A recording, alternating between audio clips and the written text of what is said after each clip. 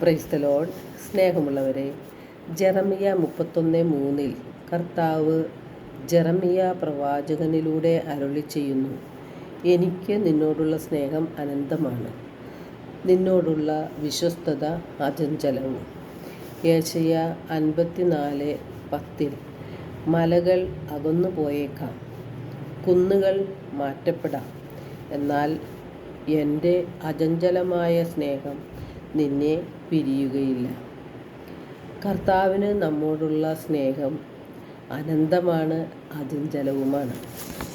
യോഹന്നാൻ 3:16 തിരുവചനം പറയുന്നു, അവനിൽ വിശ്വസിക്കുന്ന ഏവനും നശിച്ചു പോകാതെ നിത്യജീവൻ പ്രാപിക്കുന്നതിനു വേണ്ടി തൻ്റെ ഏകജാതനെ നൽകാൻ തക്കവിധം ദൈവം ലോകത്തെ അത്രമാത്രം സ്നേഹിച്ചു. അതായത് ദൈവം നമ്മെ ഓരോരുത്തരെയും അത്രമാത്രം സ്നേഹിച്ചു. ഗലാത്തി 1:15 തിരുവചനം പറയുന്നു, ഞാൻ മാതാവിൻ്റെ ഉദരത്തിൽ ആയിരിക്കുമ്പോൾ തന്നെ ദൈവം എന്നെ പ്രത്യേകം തിരഞ്ഞെടുത്തു, തൻ്റെ കൃപയാൽ അവിടുന്ന് വിളിച്ചു. അപ്പോൾ എന്തിനാണ് ദൈവം നമ്മെ വിളിച്ചത്? ദൈവം നമ്മെ തിരഞ്ഞെടുക്കുകയും ദൈവം നമ്മെ വിളിക്കുകയും ചെയ്തു. അതെന്തിനു വേണ്ടിയാണ്? നാം വിശുദ്ധിയിൽ ജീവിച്ച് ദൈവത്തിൻ്റെ സ്വന്തം മക്കളായി ദൈവത്തോട് ഒപ്പം വസിക്കുന്നതിനു വേണ്ടിയാണ്. വെളിപാട് 3:20 തിരുവചനം പറയുന്നു, ഇതാ ഞാൻ വാതിലിൽ മുട്ടുന്നു, എൻ്റെ സ്വരം കേട്ട് വാതിൽ തുറന്നു തന്നാൽ ഞാൻ അവൻ്റെ അടുത്തേക്ക് വരും, ഞങ്ങൾ ഒരുമിച്ച് ഭക്ഷിക്കുകയും ചെയ്യും. ദൈവത്തിൻ്റെ സ്വരം നാം എങ്ങനെയാണ് കേൾക്കുന്നത്? ദൈവത്തിൻ്റെ സ്വരമാണ് ദൈവത്തിൻ്റെ വചനം. വചനങ്ങൾ മനുഷ്യൻ്റെ പാദങ്ങൾക്ക് വിളക്കും പാതയിൽ പ്രകാശവുമാണ്. ദൈവം നമുക്ക് വചനങ്ങൾ നൽകിയിരിക്കുന്നത് നാം നമ്മുടെ തെറ്റുകൾ തിരുത്തി നീതിയിൽ ജീവിക്കുന്നതിന് വേണ്ടിയാണ്. ഇരുതല വാളിനേക്കാൾ മൂർച്ചയേറിയ ദൈവത്തിൻ്റെ വചനം നമ്മുടെ ഹൃദയത്തിൽ വസിക്കാത്തത് എന്തുകൊണ്ടാണ് എന്ന് നാം ചിന്തിക്കണം. എല്ലാത്തിനുമുള്ള ഉത്തരം ബൈബിളിൽ തന്നെയുണ്ട്. യോഹന്നാൻ 5:38 തിരുവചനം പറയുന്നു, അവിടുന്ന് അയച്ചവനെ വിശ്വസിക്കാത്തത് കൊണ്ട് അവിടുത്തെ വചനം നിങ്ങളിൽ വസിക്കുന്നില്ല. അപ്പോൾ യഥാർത്ഥത്തിൽ പിതാവായ ദൈവം അയച്ച പുത്രനെ നമ്മൾ വിശ്വസിക്കാത്തത് കൊണ്ടാണ്, അല്ലെങ്കിൽ ദൈവത്തിന് ഒന്നാം സ്ഥാനം കൊടുക്കാത്തത് കൊണ്ടാണ് ദൈവവചനം നമ്മുടെ ഹൃദയത്തിൽ തങ്ങി നിൽക്കാത്തത്. ദൈവത്തെക്കാൾ അധികമായി നാം ഈ ലോകത്തെ സ്നേഹിക്കുന്നുണ്ട്. അറിഞ്ഞോ അറിയാതെയോ നാം സ്നേഹിക്കുന്നു. ഈ ലോക മോഹങ്ങളും മക്കളും ഭാര്യയും ഭർത്താവും അതുപോലെയുള്ള ഈ ലോകത്തിൻ്റെ ആഡംബരങ്ങളും ലോകത്തിലെ സ്ഥാനമാനങ്ങൾക്കും എല്ലാം നാം ദൈവത്തെക്കാൾ ഉപരിയായ ഒരു സ്ഥാനം കൊടുക്കുന്നത് കൊണ്ടാണ് ദൈവത്തിൻ്റെ വചനങ്ങൾ നാം വിശ്വസിക്കാത്തത്. ദൈവത്തിന് നമ്മുടെ ഹൃദയത്തിൽ അധികം സ്ഥാനവും കൊടുക്കുന്നില്ല.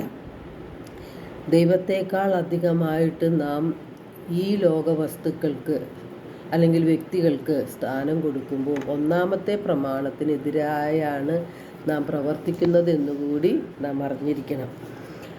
ദൈവത്തിൻ്റെ വചനങ്ങൾ നമ്മുടെ ഹൃദയത്തിൽ നാം സൂക്ഷിക്കുകയാണെങ്കിൽ പാപത്തിൽ നിന്ന് അകന്ന് ജീവിക്കാനായിട്ട് നമുക്ക് കഴിയും. യേശു പറഞ്ഞിട്ടുണ്ട്, എൻ്റെ വചനം ആത്മാവും ജീവനുമാണ് എന്ന്. ആത്മാവും ജീവനുമായ ദൈവത്തിൻ്റെ വചനങ്ങൾ അനുസരിച്ച് നാം ജീവിക്കേണ്ടവരാണ്. നമുക്ക് എങ്ങനെ വിശുദ്ധിയിൽ വളരാൻ സാധിക്കും? ദൈവം ആഗ്രഹിക്കുന്നത് എന്താണ്? നാം വിശുദ്ധിയിൽ വളരണം എന്നാണ് ദൈവം ആഗ്രഹിക്കുന്നത്. അപ്പോൾ നമ്മുടെ ഹൃദയത്തെ വിശുദ്ധിയിലേക്ക് കൊണ്ടുപോകണം. നമ്മുടെ ഹൃദയത്തിൽ വചനം സൂക്ഷിച്ചാൽ പാപത്തിൽ നിന്ന് അകന്ന് ജീവിക്കാൻ സാധിക്കും. എല്ലാ അശുദ്ധിയും വർദ്ധിച്ചു വരുന്ന തിന്മകളും ഉപേക്ഷിച്ച് നിങ്ങളിൽ പാകിയിരിക്കുന്നതും നിങ്ങളുടെ ആത്മാക്കളെ രക്ഷിക്കാൻ കഴിവുള്ളതുമായ ജീവൻ്റെ വചനത്തെ വിനയപൂർവ്വം സ്വീകരിക്കണമെന്ന് വിശുദ്ധ യാക്കോബ് ശ്ലീഹ പറയുന്നുണ്ട്. യോഹന്നാൻ 15:3 യേശു പറയുന്നു, ഞാൻ നിങ്ങളോട് പറഞ്ഞ വചനം നിമിത്തം നിങ്ങൾ വിശുദ്ധിയുള്ളവരായിരിക്കുന്നു. സങ്കീർത്തനം 119:11 സങ്കീർത്തകൻ പറയുന്നുണ്ട്, അങ്ങേക്കെതിരെ പാപം ചെയ്യാതിരിക്കേണ്ടതിന് അങ്ങയുടെ വചനം ഞാൻ എൻ്റെ ഹൃദയത്തിൽ സൂക്ഷിച്ചിരിക്കുന്നു എന്ന്. എന്തുകൊണ്ടാണ് നമുക്ക് തെറ്റുകൾ പറ്റുന്നത്? നാം എപ്പോഴും പറയാറുണ്ട്, എനിക്ക് ആ തെറ്റ് പറ്റിപ്പോയി. എന്തുകൊണ്ടാണ് നമുക്ക് ആ തെറ്റ് പറ്റുന്നത്? അതും തിരുവചനങ്ങളിലൂടെ വ്യക്തമായി പറയുന്നുണ്ട്. വിശുദ്ധ മത്തായിയുടെ സുവിശേഷം 22-29 വിശുദ്ധ ലിഖിതങ്ങളോ ദൈവത്തിൻ്റെ ശക്തിയോ അറിയാത്തത് കൊണ്ടല്ലേ നിങ്ങൾക്ക് തെറ്റുകൾ പറ്റുന്നത് എന്ന്.